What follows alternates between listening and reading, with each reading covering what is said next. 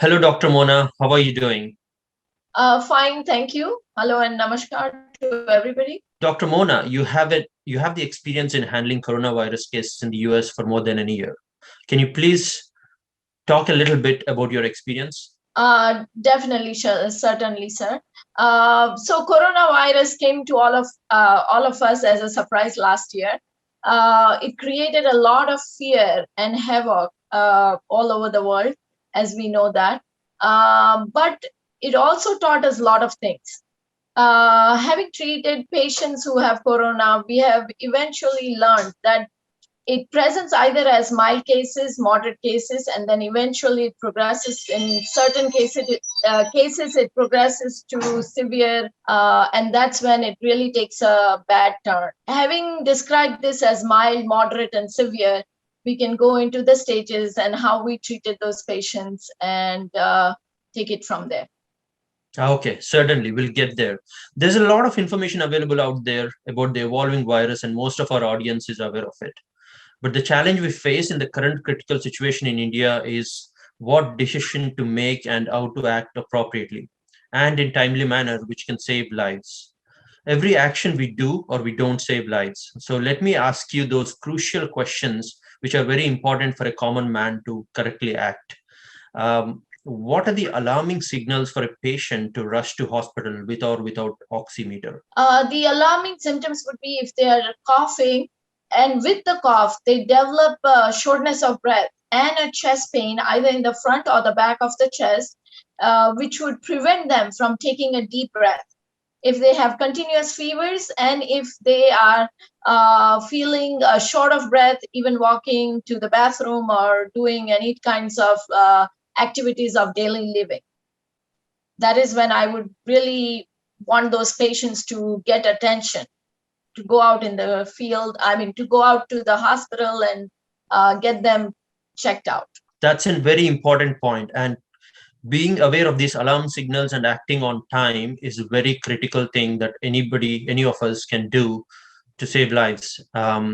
Now, Dr. Mona, what is the duration for a mild to medium to severe progression? So here I would like to elaborate a little bit more. Sure. When the case starts and which is considered mild, you may develop the symptoms within 72 hours of exposure. When patients will start developing, fever that come usually in the evening or they come at certain time of the day, and they will get chills. Even if they don't get fever, they will experience like a shiver or chills in their bodies. They also may come down with a headache, severe headache, usually related to severe gastric symptoms that are created because of the virus as it passes through the GI tract. And at that time, they may not have like a runny nose, a nose block, or irritation in the throat, which is also known as sore throat. Patients may feel that, oh, I have something going on in my throat. It's not the same. And as time progresses, most young people will be able to, young and old will be able to overcome these symptoms or just continue to experience them. But patients, specifically with uncontrolled diabetes, transplant patients, cancer patients, or patients who have other comorbid factors like renal failure, they are hypertensive with a poor heart condition, they already have an existing heart condition in terms of congestive heart failure or cardiomyopathy, which is when the heart muscle has become weak and it's not able to pump out enough blood into the circulation.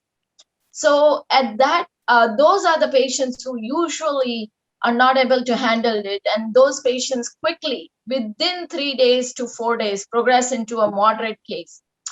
Because this virus also causes blood clots, if they don't keep up with their fluid intake, okay, a virus consumes a lot of fluid in their body. As a result, the blood becomes thicker and then they start forming blood clots. When they start forming blood clots, at that time is when the myalgia or severe body aches start happening. They complain of severe body aches, weakness, and they also start developing cough. Usually cough is the beginning of mild getting into the moderate stage. And this cough can be two kinds. Either it causes just inflammatory process in the lung, or it is causing blood clots. As a result, when they try to take a breath, the lung cannot expand because that part of the lung is almost dying and it's not getting enough blood circulation. As a result, they will develop cough, and they'll tell you, they'll say, oh, I get this dry cough. They're not able to bring the mucus out. They feel that something is stuck either in their throat or in the back of their chest, and they go into a coughing spell. Usually it is this stage when patients start panicking, but this is the time when they should not panic. And what the people in India definitely need, from what I'm seeing, is they need a lot of mental health support. They need somebody to tell them that, fine, take deep breaths, do pranayam, do breathing exercises, so that you can overcome this by yourself and continue drinking enough fluids and stuff. So within 3 to 4 days, you're entering into a moderate state. It is this moderate state, if it is not taken care, meaning patients are not seen, examined by a medical facility, is when it really, really progresses. That's when they start desaturating. By the 5th to the 7th day, usually we have found when they progress into the last or the progressive state, okay, which is the severe form of the virus affecting them. Wow. That was a clear and very explanatory information, doctor. Thank you. Let me get to the next question that I have. Now, if it is like one of my relatives who gets symptoms, should I rush to COVID care center? What should I do to make sure that I don't infect the rest of the family? Sure. Sorry about that. As long as you keep a 6 feet of distance and wear a mask, you are really not going to get affected unless you yourself have other comorbid disease. Usually what we have seen is, husband and wife living in one room, or if there are 8 people living in one room, that is when you need to start getting a little careful. Keep your utensils separate, keep your glass and spoon and plate separate, wash your own utensils by yourself. The food can be made by one person, and it really should not spark like a fear that, oh, somebody else in the family has COVID and I need to run away. In fact, what we have seen is the family support is very, very needed at this time. So if you're in the same place, at least there is a moral support.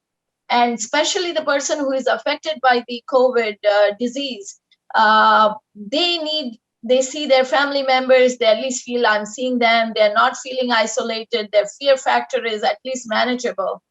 So unless you feel that the person is coughing too much, or having high fevers, and you have to come very much close in contact with them, those are the times maybe you can ask this patient to go into the hospital. But for your own sake and for the other family members, you get it checked, you probably get a COVID test done, but you really don't need to rush into a COVID care center. Okay, thank you. This is a very important information that we should not panic, and also the family support is very important for the patient. So that was a very good piece of information, and I think that will help anybody who is supporting some patient in the family, and the patient really needs your support. So please do not panic and follow what doctor has said. Now, having said that, I want to ask you, are the kids susceptible to the new strain of coronavirus? Thank you for asking this question. We have started seeing COVID-19 or COVID cases in kids and under the age of 10, especially in the Uttarakhand area. What we found that it is possible that in that area there was water contamination leading to a lot of these kids getting affected. Overall, in other areas, so far we haven't seen kids. We have seen some kids in remote areas who were affected if they had either sickle cell disease, or where the chances of blood clotting were high. Then they have developed certain neurological symptoms also. We've also seen this in certain hemoglobinopathies and patients with leukemia or lymphomas. Coming back to the kids that were diagnosed in the Uttarakhand area, more insight has been taken, details of the case history has been looked into to find out what was the cause, water being one, but if there was any other family association or those kids, if they followed the same schools, and that's what was leading to them having a higher incidence of acquiring this disease. So hopefully in a day or two, we should have more answers. Okay, that was insightful. Yeah, that is evolving information about the situation of Uttarakhand. I think we'll come to know in few days, like the doctor said, what exactly is the reason. Now, I have a question that if I'm infected, what are the actions that I should do? And those are the immediate actions that I can do. Absolutely. So once you are infected and you find out that you're positive, or you start developing the symptoms and you suspect that you probably may have the COVID-19 disease or got affected by it, start isolating. Start with isolating yourself, keep your utensils and glass and spoons separately. Keep a distance of at least 6 feet, wear a mask continuously. Hydrate yourself. Very, very important to start hydrating yourself from 3 liters to 4 liters a day. Exercising, because exercise releases certain endorphins, and those are vital hormones. They will prevent your muscle from getting tiring. Once those muscles don't tire out, then you will be able to produce enough energy in your muscles to keep up with your breathing needs. When and if any case, if the disease is progressing. And the other things we are trying to tell patients is avoid alcohol at any cost. Please do not drink. Also avoid, even though we recommend a high protein diet, avoid too much greasy, fatty foods. And any meats that involve grease or fat, fried foods. Eat a healthy diet, more liquids, more soups, fruits and vegetables, so that you get enough of the vitamins in it. And do exercises in terms of pranayam, kapalbhati. You can follow any YouTube guidelines for yogic breathing exercises, and take it from there. Okay, so like doctor said, this is primarily infecting lungs, and if you can do any kind of breathing exercises, that would help. Along with breathing, it is overall muscles are also getting involved. So walking, definitely walking. You don't have to run or jog, but a 10-minute brisk walk or a 15-minute brisk walk. If you lay around, is when the muscles become more weaker. Okay, and that's when you will get into more trouble, because if they become weak, then even little bit of activity is going to make you feel, oh, I'm very weak, and I'm short of breath, because then the fear and the anxiety kicks in. So walking is a perfectly simple and a good exercise also. Okay, that's great. That's great. I have one other question, which is, what are the life-threatening symptoms? We are hearing few perplexing cases where people are normal and suddenly oxygen levels drop and they die within few hours. How can we be vigilant to avoid such unfortunate situations? So thank you for asking this question. The most important thing you'll see is a cough, a relenting cough that is not going away. They have a chest pain or a back pain.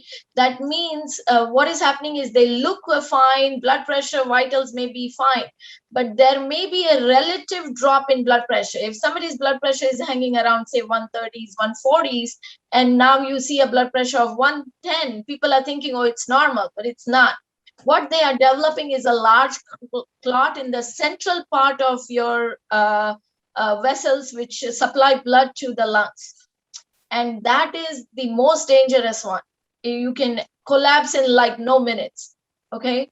And that is when they're having bad outcomes. In certain cases, we also saw that plasma therapy causes seeping of this fluid into the lungs, and the lungs become more thicker and less flexible. The lungs are like grapes, you can expand, you can close, you can open like that.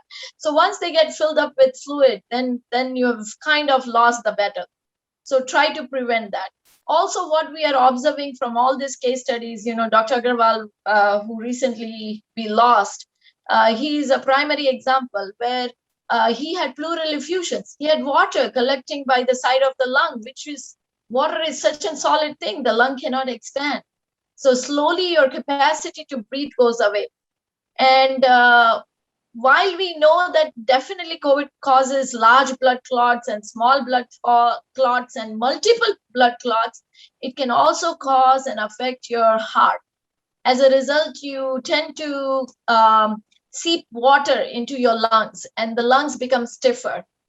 So try to be vigilant there. Look into other causes besides the blood clot that could be causing the lungs to get stiffer.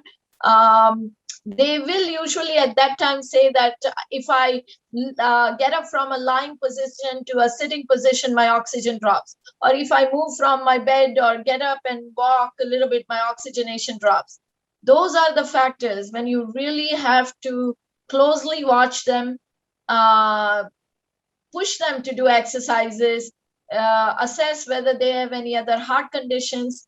And the other thing we have seen in patients who are diabetics, because they cannot keep up with their water requirements. So after meals, we have seen sugars of 300, 400. The sugar molecule is a bigger molecule, larger molecule. It draws water with it. So body tries to dump this a larger sugar molecule through the kidney or through your GI system, but it also draws water at that time. So the patients become dehydrated because water is getting cold. And if they don't maintain this fluid intake, they will feel they have a dry mouth, they have a bitter taste in the mouth, they start feeling more weaker because they are producing more ketones in their body. And their urine may smell. Those are few of the major symptoms. At that time, they need to really keep up with the fluid intake, take low carb diet, or just go on liquids mainly. Sugar control at that point also becomes very important.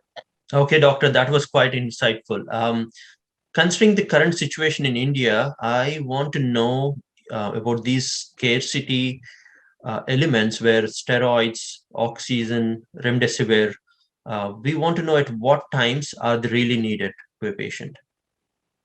So oxygen, of course, oxygen and steroids would come into moderate phase. You do not need them in the initial phase.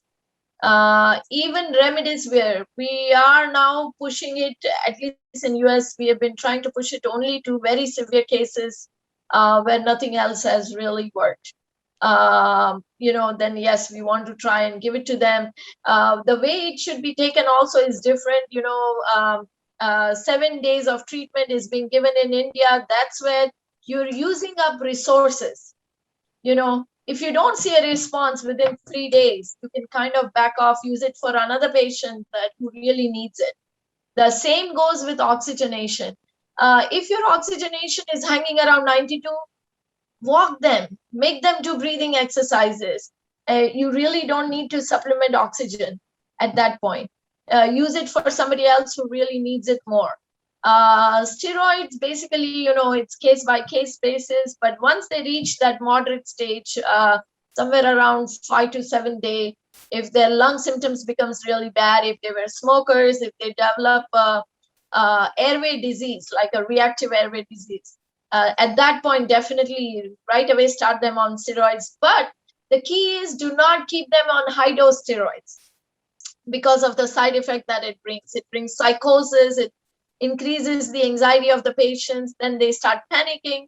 And because of the panic itself, we are so powerful as human beings to be able to control our airways. And psychologically, we can actually, create a phase where we are kind of decreasing our airway size. And as a result, panic should not occur. We should avoid that phase.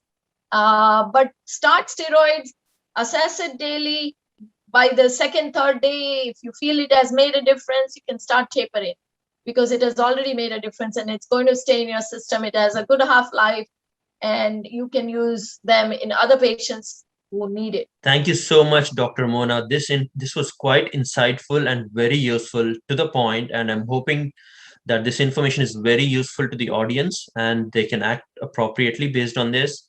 Um, Signing off, Venkat Reddy Kotta, Mana TV and Mana TV International. Thank you very much for having me, and I hope I can make a difference. Thank you. Thank you.